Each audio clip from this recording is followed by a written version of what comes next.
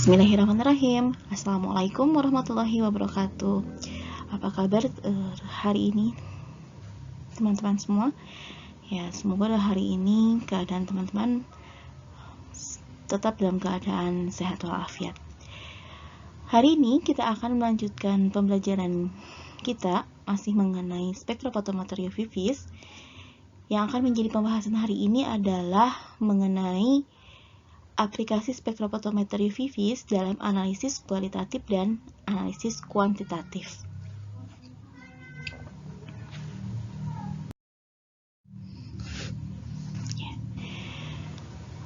Spektrofotometer UV vis ya, ini bisa digunakan dalam analisis kualitatif dan juga dalam analisis kuantitatif.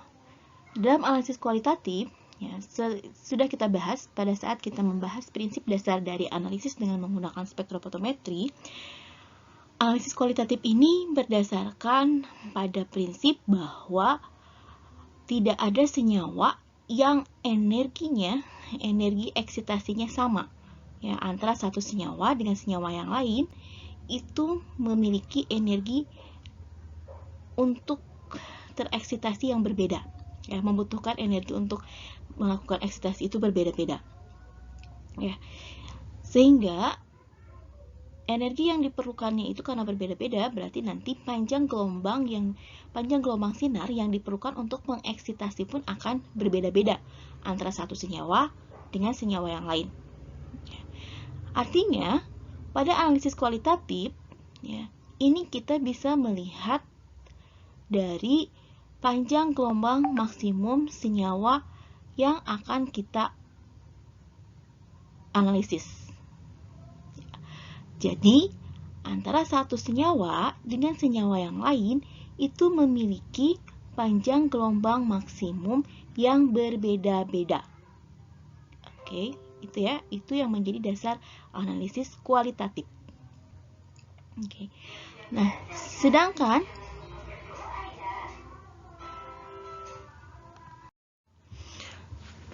yang menjadi dasar pada analisis kuantitatif sudah kita bahas kemarin juga, bahwa banyaknya sinar ya, yang diserap untuk proses eksitasi itu sebanding dengan banyaknya molekul dalam suatu senyawa, gitu ya. Jadi semakin banyak absorbansinya, semakin besar absorbansinya, itu nanti akan menunjukkan semakin banyak juga kandungan molekul tersebut dalam suatu senyawa. Ya. Kemudian untuk analisis kuantitatif ini bisa kita lihat misalnya kemarin ada gugus-gugus yang memberikan perubahan warna. Ya, kemarin ya kromofor, dari yang dimakan gugus-gugus kromofor, ya, gugus fungsi yang dapat tereksitasi gitu ya. Terus kemudian juga kemarin ada juga yang secara tidak langsung kita bisa lihat dari ion logam transisi yang kemarin mengalami perpindahan elektron pada saat eksitasi.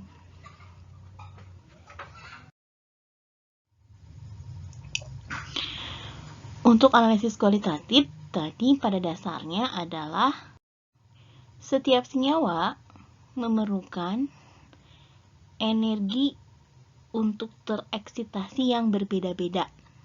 Ya, itu prinsip dasarnya tadi untuk analisis kualitatif. Jadi, energi yang berbeda-beda ini dapat kita lihat dari nilai panjang gelombangnya. Ya, jadi sinar dengan panjang gelombang yang berbeda, ini berarti kan nanti energi yang dihasilkan pun akan berbeda.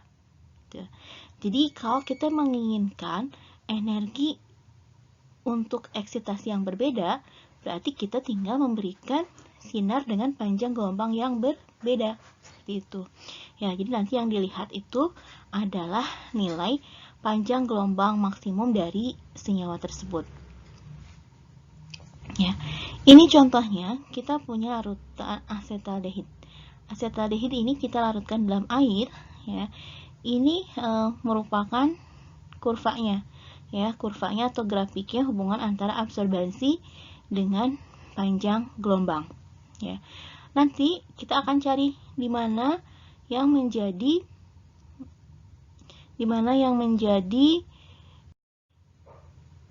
maksimumnya. Ya, di sini kita lihat maksimumnya berarti kan ada pada ini. Ya, maksimumnya di sini. Kita lihat maksimumnya di situ itu nanti ini tuh pada panjang gelombang berapa sih? Nah, jadi nanti ditarik garis. Ya, ditarik garis panjang gelombangnya berapa. Nah, berarti nanti ini memiliki nilai panjang gelombang misalnya sekitar 275. Nah, ini asetaldehid dalam air. Dan selanjutnya tadi, nah ini panjang gelombang ini nanti juga salah satu yang mempengaruhinya adalah pelarut.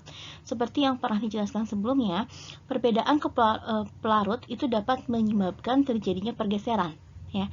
Nah, kalau asetaldehid ini kita larutkan dalam pelarut yang lain, ya misalnya kita larutkan dalam alkohol, ternyata ini asetaldehid ini akan bergeser, ya panjang gelombang maksimumnya. Nah, panjang gelombang maksimumnya ketika kita menggunakan alkohol ini menjadi daerah sini. Ini adalah panjang gelombang maksimumnya, dan panjang gelombang maksimumnya. Jadi kalau kita tarik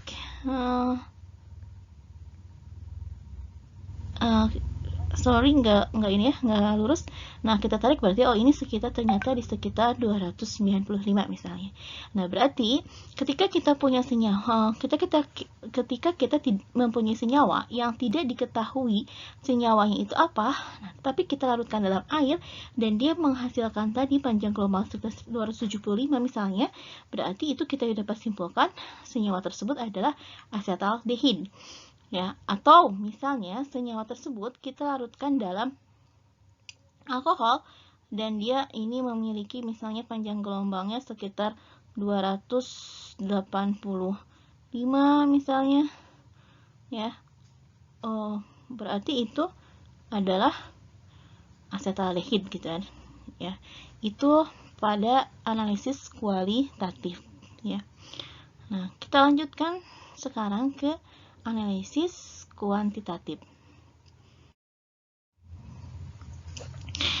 Pada analisis kuantitatif, yang menjadi dasarnya adalah hubungan antara absorbansi ini hubungan absorbansi dengan absorptivitas molar dan juga konsentrasi. Ini nanti kita lihat, ini nanti yang dapat dijelaskan oleh hukum Lambert-Beer. Ya, secara umum nanti pada saat analisis kuantitatif tadi kan besarnya absorbansi atau banyaknya sinar yang diserap itu akan sebanding dengan konsentrasi. Jadi kalau kita memiliki konsentrasi semakin besar, maka sinar yang diserap pun akan semakin banyak. Ya. Ini prinsip dari analisis kuantitatif. Ya, ini kita bahas selanjutnya ya untuk analisis kuantitatif ini.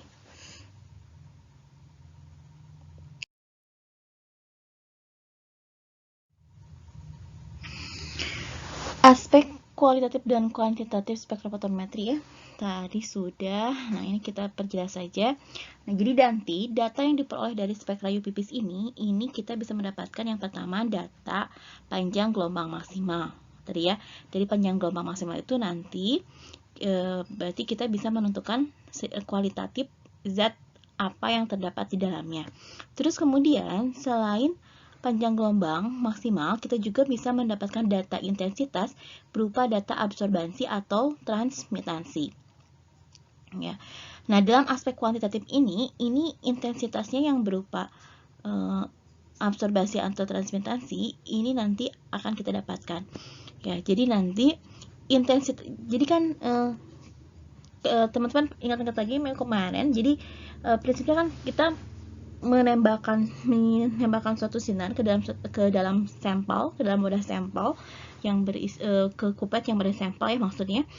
Nanti sampel tersebut ya akan menyerap sebagian sinar dan sinarnya sebagian lagi akan diteruskan. Sinar yang diteruskan ini nanti akan dibaca oleh detektor, ya. Jadi yang terbaca oleh detektor itu adalah sinar yang diteruskan. Ya, jadi sinar yang diteruskan itu kemarin nama lainnya adalah transmitasi. Jadi yang dibaca oleh alat itu ada transmitasi. Namun nanti biasanya pada alat kita bisa merubah transmitasi tersebut menjadi satuan absorbansi. Ya. Kalau teman-teman pernah melakukan spektrofotometri UV-Vis, itu datanya itu bukan berupa persen transmitasi lagi, tetapi datanya sudah berupa absorbansi. Ya. Nah, intensitas sinar ini nanti kan intensitas sinar yang ditembakkan dan yang diteruskan ini P per P0, ya ini yang diteruskannya, ini yang ditembakkannya. Ya, kalau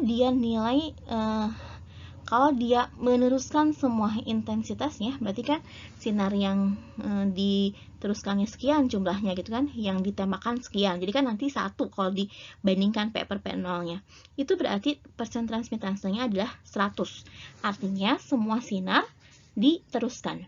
Bagaimana dengan absorbansinya? Kalau semua sinar diteruskan, berarti tidak ada sinar yang diserap.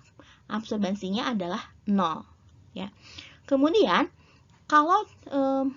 kalau perbandingan sinar yang diteruskan dengan sinar yang ditembakkannya adalah 0,1 atau hanya 10%, ya, jadi kalau dia hanya 10% ya, 10% yang diteruskan, nah ini berarti transmitasinya ya 10% yang diteruskan. Kalau transmitasinya 0,01 berarti dia hanya 1% sinar yang diteruskan. Ya. Nah, bagaimana absorbansinya? Ini kalau dia 10%, persen transmitasinya 10%, berarti absorbansinya adalah 1. Dan kalau memiliki persen transmitasinya 1%, berarti absorbansinya adalah 2. Apa sih hubungan antara persen transmitasi dengan absorbansi? Kita lihat selanjutnya. Nah, ini adalah hubungan antara transmitasi dengan absorbansi. Tadi, transmitasi ini dirumuskan dengan perbandingan antara cahaya yang diteruskan setelah melewati sampel dibagi dengan cahaya yang awal, intensitas cahaya yang awal, atau tadi P per P0, ya, atau ini I per I0, boleh P per P0 atau I per I0. Nah, hubungannya absorbansi dengan transmitasi, ini absorbansi ini sama dengan minus log dari transmitasi. Ya. Absorbansi merupakan minus log transmitasi atau minus log P per P0. Ya. Nah, P per P0 atau I per I0. Ya. I-nya yang mana? I-nya itu tadi sinar yang diteruskan, I0-nya itu sinar yang awal, intensitas sinar yang awal. Ya. Hubungannya absorbansi sama dengan minus log T. Ya. Nah, kalau kita lihat ya, T, nah T ini berarti 10 pangkat minus absorbansi. Ya. Kalau kita lihat dari sini, kita turunkan berarti T ini sama dengan 10 pangkat minus absorbansi. Ya, atau persen T ini sama dengan I per I0 kali 100 ya, tadi T ini I per I0 kali 100. Nah, ini adalah sama dengan minus log T. Ya, jadi nanti teman-teman harus bisa merubah dari absorbansi ke transmitasi. Jadi kalau kita punya absorbansinya misalnya 0,3, berarti nanti log 1 per 0,3 berapa? Berarti itu 1 per berapa? 1 per, nggak, maksudnya gini, kalau absorbansinya misalnya 0,3, berarti 0,3 ini sebenarnya log 1 per berapa gitu ya. Jadi harus bisa merubah ya, nanti dari absorbansi ke transmitasi, begitupun dari transmitasi ke absorbansi ini. Jadi kalau diketahuinya transmitasinya, berarti A itu sama dengan minus log T. Minus log T, tadi kalau log T-nya 10%, berarti 0,1 gitu ya.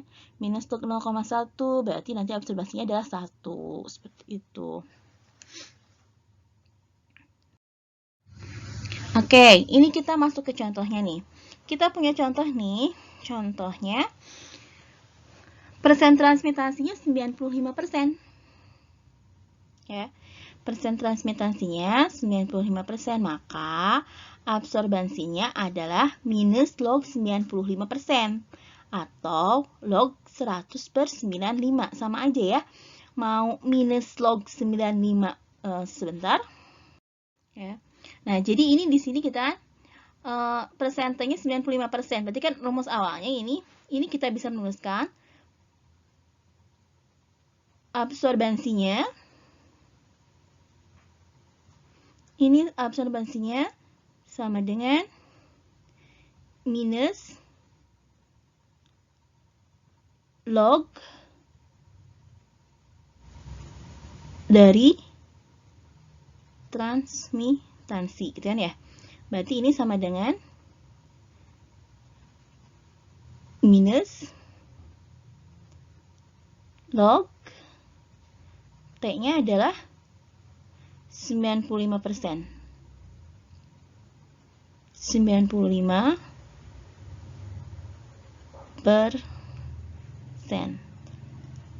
Oke.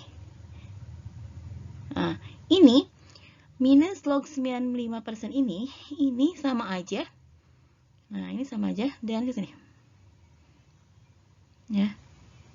Sama nih. Ya, jadi karena ini asalnya minus log 95 per 100, ini sama dengan log 100 per 95, gitu kan ya. Nah, kalau teman-teman bingung. Jadi A-nya ini sama dengan log 100 per 95. Ya, jadi sama dengan log 1 per 0,95. Ya, atau minus log 0,95. Berapa hasilnya? Minus log 0,95. Ini hasilnya adalah 0,02227. Begitu. Ya. Nah, jadi ini, kalau ini yang bawah ini. Jadi kalau kita lihat ini hubungan antara ini persen transmitansi, ya, yang atas persen transmitansi, yang bawah absorbansi, ya. Jadi kalau persen transmitansinya 50 itu kalau kita pindahkan ke absorbansi, ini absorbansinya sekitar 0,3, ya. Kalau dia tadi transmitansinya 100%, nah ini berarti dia absorbansinya 0, ya. Tuh, ya, jadi nanti teman-teman harus bisa mengkonversikan dari absorbansi ke transmitansi. Dasar pengukuran spektrofotometer, ya, jadi ini tadi dasar untuk pengukuran kuantitatifnya ini adalah hukum Lambert-Beer.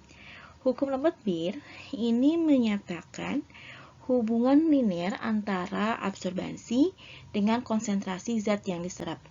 Jadi kalau dirumuskan absorbansi ini A sama dengan ABC, ya, rumusnya dikenal dengan ABC. Jadi absorbansi ini sama dengan A kecilnya adalah absorptivitas molar, B-nya adalah panjang kupet dalam satuan cm, dan C-nya adalah konsentrasi. Ya. Jadi dasar pengukuran kuantitatif dengan menggunakan spektrofotometer, hukum Lambert-Beer itu yang harus diingat. A sama dengan A kali B kali C. Ya, rumus ABC. A-nya absorbansi. Ini absorbansi sama dengan absorptivitas molar dikalikan dengan panjang kupet dikalikan dengan konsentrasi.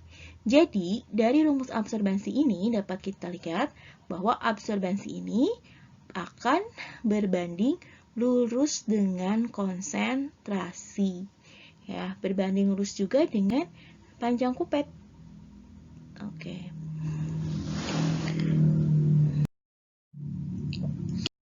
Nah, kemudian apa itu hukum Lambert-Beer?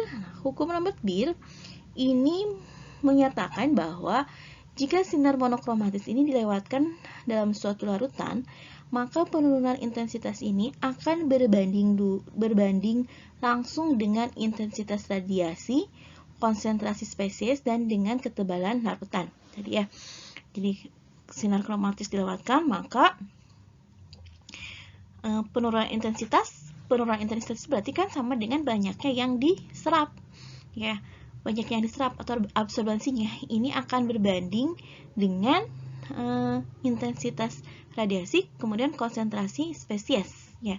Jadi sama. Jadi kalau dirumuskan A sama dengan, ya, minus log T sama dengan, ya, ABC, ya, epsilon BC. Jadi mau menuliskannya A atau epsilon ini sama, yaitu absorptivitas molar. Nah, apa itu absorptivitas molar? Absorptivitas molar ini merupakan suatu konstanta Ya, kalau konstanta berarti nilainya tetap. Suatu konstanta yang tidak tergantung pada konsentrasi, tidak tergantung juga pada tebal kupet, dan intensitas radiasi yang mengenai sampel. Ya, tidak tergantung. Ya, absorptivitas molar ini tergantung pada suhu, kemudian pelarut, struktur molekul, dan panjang gelombang. Satuannya per molar cm atau liter per mol. Ya. Jika konsentrasinya dinyatakan dengan persen berat per volume, ya gram per 100 ml, ini dapat dinyatakan dengan simbol E 1% 1 cm. Ya, tapi biasanya ini dinyatakannya dalam satuan per molar per cm. Ya. Jadi dia nilainya tetap. Jadi suatu zat, suatu senyawa, ya, ketika diukur pada suhu yang sama dengan menggunakan pelarut yang sama, itu maka nanti nilai absorptivitas molarnya akan sama. Ya, jadi kita punya larutan nih. Larutannya diukur pada suhu yang sama, menggunakan pelarut yang sama, kemudian juga diukurnya pada panjang gelombang yang sama. Itu pasti nilai absorptivitas molarnya akan sama.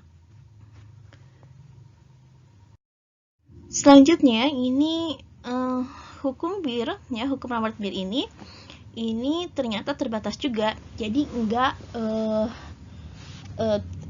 maksudnya jadi tidak, kan tadi harusnya itu absorbansi itu harus selalu berbanding lurus dengan konsentrasi. Nah, ternyata ada kalanya kita menemukan kondisi yang absorbansi ini tidak berbanding lurus dengan konsentrasi, ya, karena adanya keterbatasan dari hukum Lambert-Beer itu sendiri. Ya. Nah, pembatasannya, nah jadi agar hukum Lambert-Beer ini tadi dapat terus mengikuti A, absorbansi berbanding lurus dengan konsentrasi ini, maka ini sinar yang digunakan ini harus dianggap monokromatis. Kemudian penyerapannya ini terjadi pada volume yang memiliki penampang luas yang sama. Jadi kalau menggunakan tadi karena kenapa harus menggunakan yang sama? Karena kan tadi B ini berpengaruh, ya. Tadi B itu adalah tebal kupetnya. Nah, makanya ini harus memiliki wadah volume yang memiliki penampang yang sama. Ya. Kemudian tidak ada senyawa lain yang menyerap dalam larutan senyawa. Ya. Oke, itu pembatasan dari hukum Lambert-Beer. Ya, kemudian juga tidak terjadi fluoresensi atau fosforesensi. Ya. Dan indeks biasnya tidak tergantung pada konsentrasi larutan. Nah, oke. Kemudian untuk penyimpangan hukum Lambert-Beer, ini seperti yang tadi saya sampaikan. Lambert-Beer ini harusnya kan tadi menghasilkan hubungan yang linear antara absorbansi dengan konsentrasi. Harusnya linear. Absorbansi dengan konsentrasi. Tetapi ada kalanya kita mendapatkan dia jadi tidak linear lagi. Jadi semakin ke sini tuh nanti semakin akan hampir mendatar, ya, hampir lurus, ya, hampir datar. Nah, ini kenapa bisa terjadi penyimpangan hukum Lambert-Beer? Penyimpangan ini dapat terjadi yang pertama karena ini larutannya terlalu pekat. Ya. Pada konsentrasi larutan yang terlalu pekat, absorbansi yang terbacanya terlalu tinggi, ya, sehingga nanti grafiknya tidak akan linear. Maka nanti larutan yang diukur itu harus larutan yang encer.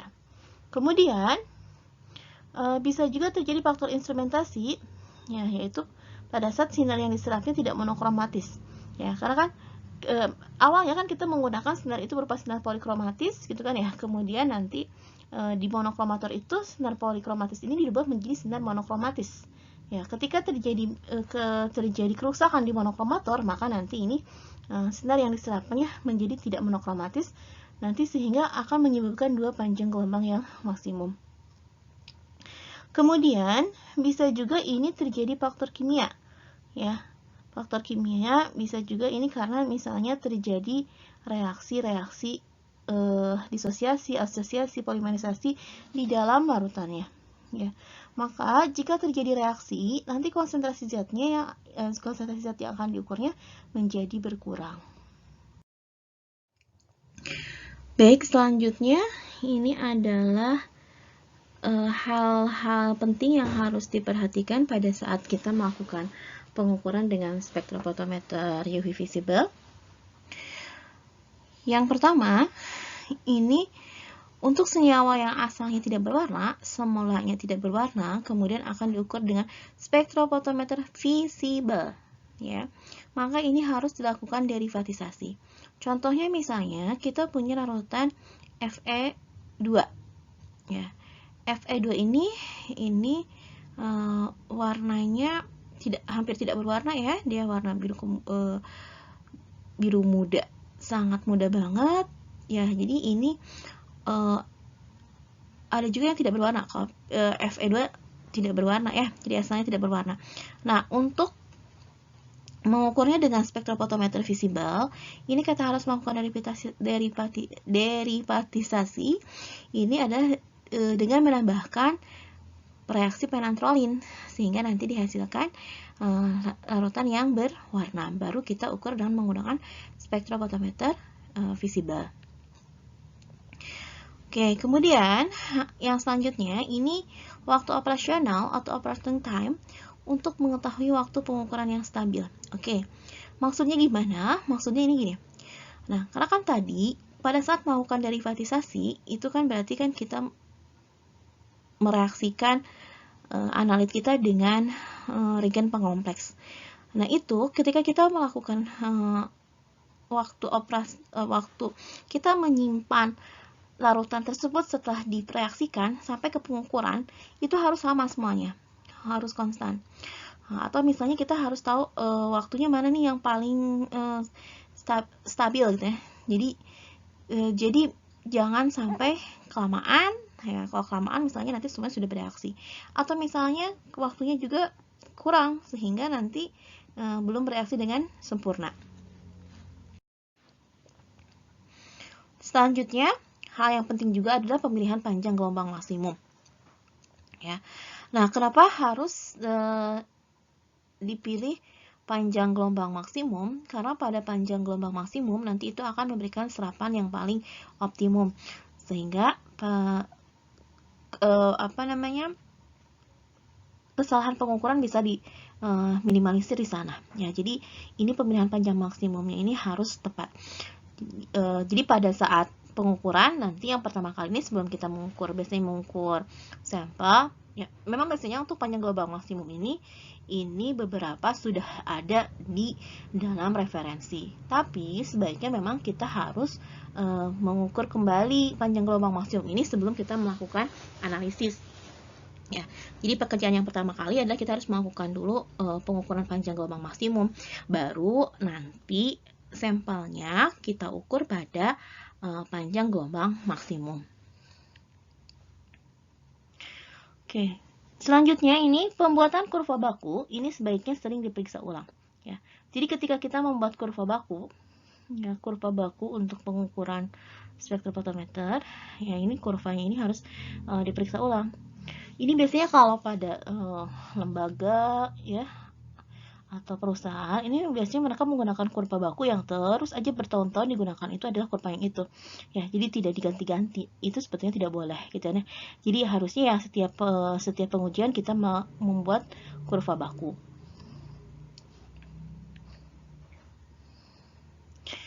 Nah, terus selanjutnya pembacaan absorbansi sampel atau cuplikan ini sebaiknya dalam rentang 0,2 sampai 0,8 absorbansinya, ya.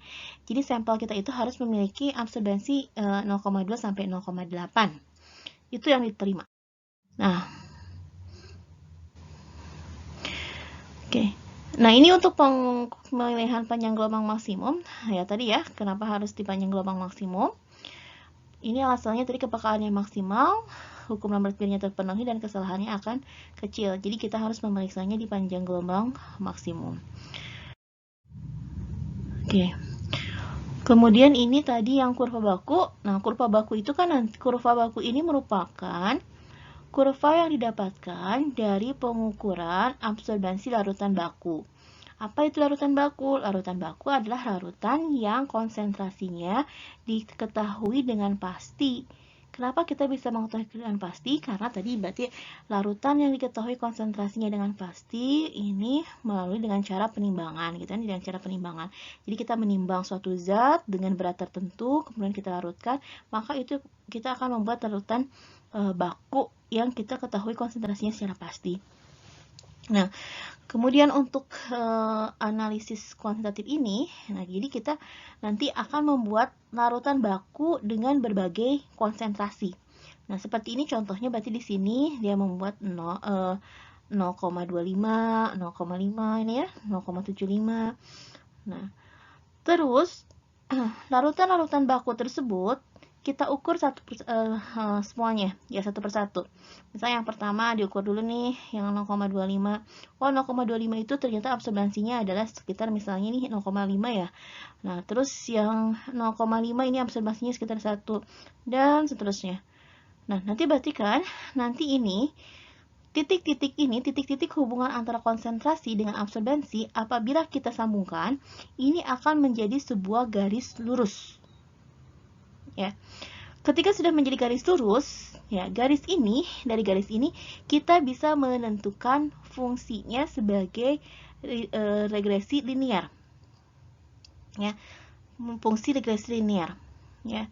Fungsi regresi linearnya ya berarti ini y-nya, hubungan y-nya. Fungsi x-nya berarti kan ini y. Ya, y itu ada absorbansi, ya. Jadi nanti kalau kita buat garis lurus, nanti kita klik regresi linearnya, nanti kita keluar fungsinya fx sama dengan misalnya 1,8711x plus 0,0515. Nah, fx-nya ini adalah y, ya. Y-nya ini adalah absorbansi. Dan kemudian x-nya ini adalah konsentrasi. Ya, jadi setelah kita dapatkan persamaan regresinya ini, persamaan regresi linear, ketika kita mengujikan sampel, ya ini kan berarti kita dapatkan dari kurva baku ya. Sekarang kita punya sampel. Nah, sampel kita ujikan. Kita ujikan, terus kemudian nanti kan kita tidak tahu konsentrasinya, tapi dari pengujian itu kita akan tahu absorbansi. Terus bagaimana kita tahu konsentrasinya? Nilai absorbansi dari hasil pengukuran itu kita masukkan ke dalam persamaan linearnya. Absorbansinya ini yang kita tadi dapatkan dari pengukuran, X-nya ini adalah yang kita cari, yaitu konsentrasi. Ya, jadi nanti disubstitusikan ke dalam persamaan ini. Ya, jadi nanti konsentrasinya ini sama dengan nanti absorbansinya dikurang ini dibagi dengan 1,87115. Oke, sebentar saya tuliskan biar teman-teman ya, biar teman-teman tidak lupa saya tuliskan. Nah, jadi kan ini fx-nya ini adalah y-nya, gitu kan ya? Ini adalah y-nya. Ya, sama dengan ya apa itu sembunyinya, berarti di sini ini sama dengan adalah absorbansinya. Ya. Nah, berarti dari sini kita dapat kan rumus absorbansi sama dengan 1,8711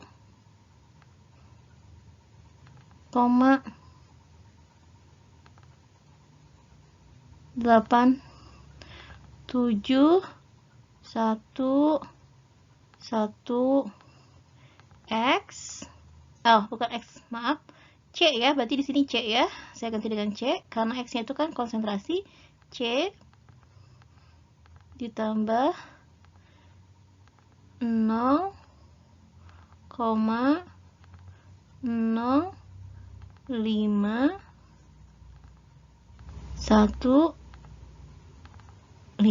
Oke, semakin nanjak nulisnya. Ya, berarti nanti kalau ingin mencari konsentrasi, berarti kan dari sini ya, dari yang rumus ini, konsentrasi sama dengan, berarti nanti absorbansinya berapa? Dikurang 0,0515 5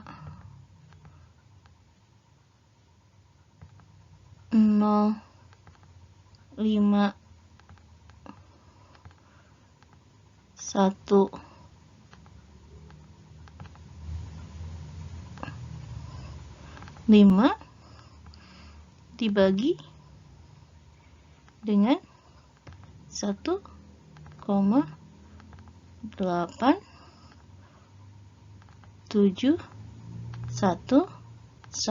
Oke, gitu ya. Jadi kalau kita punya sampel dengan konsentrasi tertentu, tinggal kita masukkan ini ya, A-nya. Berapa absorbansinya. Nanti kita bisa menghitung konsentrasinya. Oke, nanti mungkin bisa lebih mengerti kalau kita ada latihan soal. Nah, ini yang terakhir, kemudian tadi pembacaan absorbansi sampel. Pembacaan absorbansi sampel ini harus pada rentang 0,2 sampai 0,8. Kenapa? Karena ini pada absorbansi 0,2 sampai 0,8 ini kalau kita konversikan ke dalam persen transmittansi, maka ini persen transmittansinya 15% sampai 70%. Ya, di transmittansi 15% sampai 70%, ini nanti kesalahan fotometrik dari pembacaannya transmittansinya ini kecil, tuh ya. Oke, baik, itu mungkin akhir dari materi hari ini ya. Untuk materi aplikasi spektrofotometer UV-Vis. Ya, jadi ini materi terakhirnya. Oke, baik, nanti kalau ada yang akan didiskusikan, bisa kita diskusikan di media yang lain. Oke. Oke, ini juga ada latihan soal. Latihan soal, nanti ini bisa diisi dan dikerjakan. Ya, baik, sampai ketemu di pertemuan selanjutnya. Terima kasih. Assalamualaikum warahmatullahi wabarakatuh.